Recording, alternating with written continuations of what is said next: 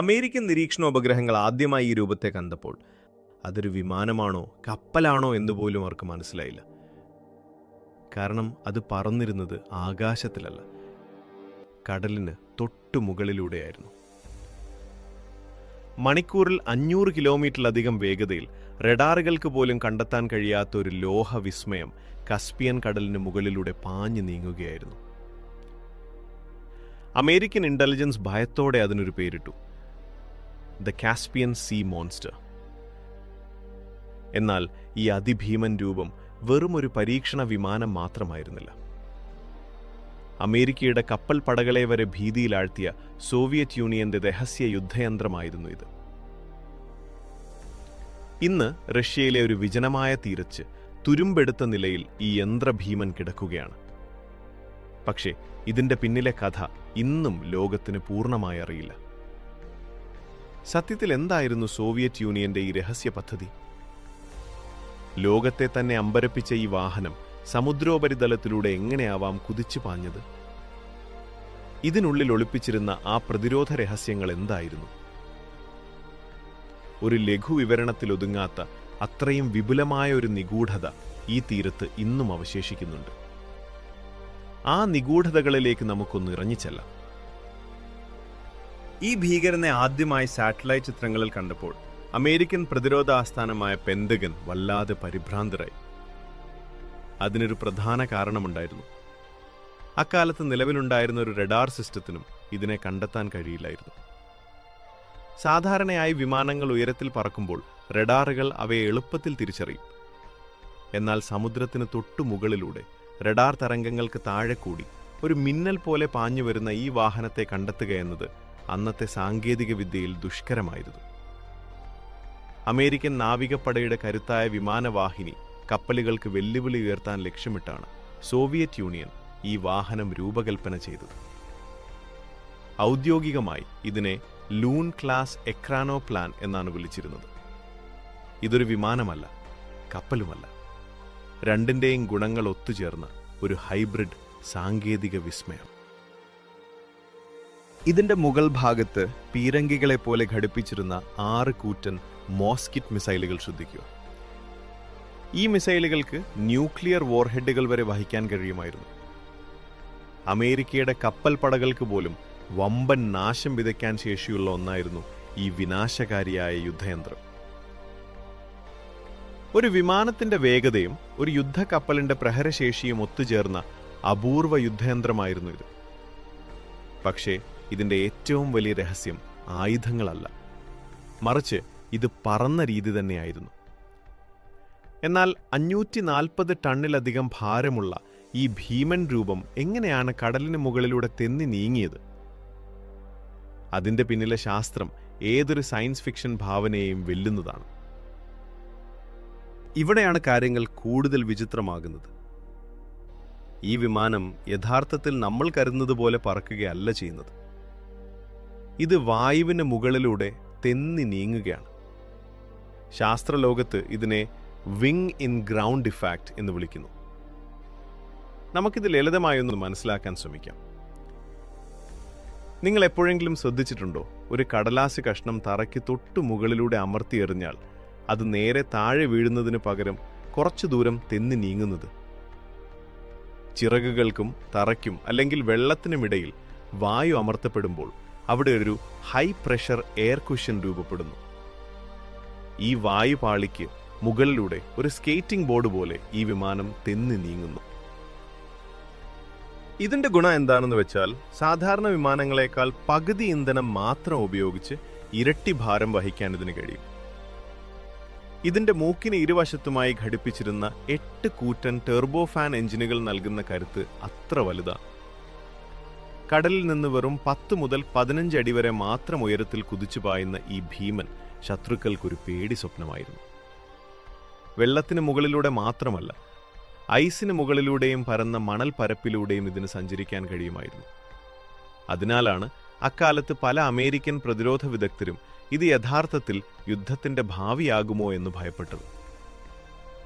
ഇത്രയും ശക്തവും ഭാവിയെപ്പോലും മാറ്റിമറിക്കാൻ കഴിവുള്ളതുമായ ഒരു സാങ്കേതിക വിദ്യ പിന്നെ എന്തുകൊണ്ടാണ് അപ്രത്യക്ഷമായത്? അതിനൊരു ഭീകരമായ കാരണമുണ്ടായിരുന്നു. യഥാർത്ഥത്തിൽ ഈ യുദ്ധയന്ത്രത്തിന്റെ ഏറ്റവും വലിയ കരുത്തായിരുന്നു പിന്നീട് അതിന്റെ ഏറ്റവും വലിയ തളർച്ചയായി മാറിയത്. അവിടെയാണ് ഈ നിഗൂഢതയുടെ ചുരുളഴിയാൻ തുടങ്ങുന്നത്. എല്ലാം കേൾക്കുമ്പോൾ വളരെ ലളിതമെന്ന് തോന്നും. പക്ഷേ എക്രാനോ പ്ലാനുകൾ പ്രവർത്തിപ്പിക്കുക എന്നത് അങ്ങേയറ്റം സാഹസികമായ ഒന്നായിരുന്നു. കടലിലെ പതഞ്ഞുയരുന്ന ചെറിയൊരു തിരമാലയോ അല്ലെങ്കിൽ ഒരു പക്ഷി അബദ്ധത്തിൽ എഞ്ചിനിൽ ഇടിച്ചാലോ പോലും സെക്കൻഡുകൾക്കുള്ളിൽ ഈ ഭീമൻ വാഹനം തകർന്ന് തരിപ്പണമാകും. ഇതിന്റെ വേഗത തന്നെയായിരുന്നു ഇതിന്റെ ഏറ്റവും വലിയ ശാപവും. 1980 നടന്ന ഒരു പരീക്ഷണ പറക്കലിനിടയിൽ ഇതിന്റെ ഒരു പ്രോട്ടോടൈപ്പ് തകർന്നു വീണത് സോവിയറ്റ് യൂണിയനെ വല്ലാതെ ഭയപ്പെടുത്തിയിരുന്നു. അപകടം നടന്നാൽ ഇതിലെ ക്രൂവിന് രക്ഷപ്പെടാൻ പോലും സമയം ലഭിക്കില്ലായിരുന്നു. മറ്റൊരു പ്രധാന വെല്ലുവിളി ഇതിന്റെ നിയന്ത്രണമായിരുന്നു. ഇതിനെ ഒന്ന് തിരിക്കുക എന്നത് അതീവ സങ്കീർണമായ കാര്യമായിരുന്നു. കിലോമീറ്ററുകളോളം ദൂരമെടുത്താലേ ഈ വിമാനത്തിനൊരു ചെറിയ വളവ് എടുക്കാൻ കഴിയൂ. ശത്രുക്കളുടെ മിസൈലുകൾ വരുമ്പോൾ പെട്ടെന്ന് ഒഴിഞ്ഞു മാറാൻ ഇതിന് കഴിയില്ലെന്ന് റഷ്യൻ സൈന്യം വൈകാതെ തിരിച്ചറിഞ്ഞു.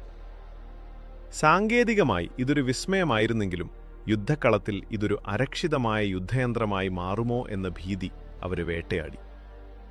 ആധുനിക മിസൈൽ പ്രതിരോധ സംവിധാനങ്ങൾ വന്നതോടെ ഇതിന്റെ പ്രസക്തി കുറഞ്ഞു.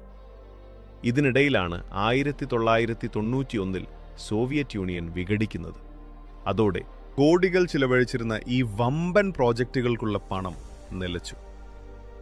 ലോകത്തെ വിറപ്പിച്ച ആ കടൽ ഭീമൻ റഷ്യയിലെ ഒരു രഹസ്യ താവളത്തിൽ ഉപേക്ഷിക്കപ്പെട്ട നിലയിൽ ഒതുങ്ങി. വർഷങ്ങൾ കടന്നുപോയി. ഈ വിമാനം എവിടെയാണെന്ന് പോലും ലോകം മറന്നുപോയി. എന്നാൽ 2020 റഷ്യൻ ഗവൺമെന്റ് ഒരു കൗതുകകരമായ തീരുമാനമെടുത്തു. ഇതിനെ ഒരു ടൂറിസ്റ്റ് ആകർഷണ കേന്ദ്രമാക്കി മാറ്റുകയെന്ന്. ആ പഴയ രഹസ്യ ബേസിൽ നിന്നും ഈ ഭീമനെ കെട്ടിവലിച്ച് ഡർബന്റ് തീരത്തേക്ക് കൊണ്ടുവരാൻ അവർ ശ്രമം തുടങ്ങി. പക്ഷേ കൊണ്ടുവരുന്നതിനിടയിൽ അപ്രതീക്ഷിതമായ ചില പ്രശ്നങ്ങളുണ്ടായി. 500 ടണ്ണിലധികം ഭാരമുള്ള ഈ ഭീമൻ വിമാനം കടൽ തീരത്തെ മണലിൽ ഉറച്ചുപോയി. എത്ര ശ്രമിച്ചിട്ടും വലിയ ക്രെയിനുകൾ ഉപയോഗിച്ചിട്ടും ഇതിനെ അവിടെ നിന്നും മാറ്റാൻ റഷ്യൻ സൈന്യത്തിന് കഴിഞ്ഞില്ല.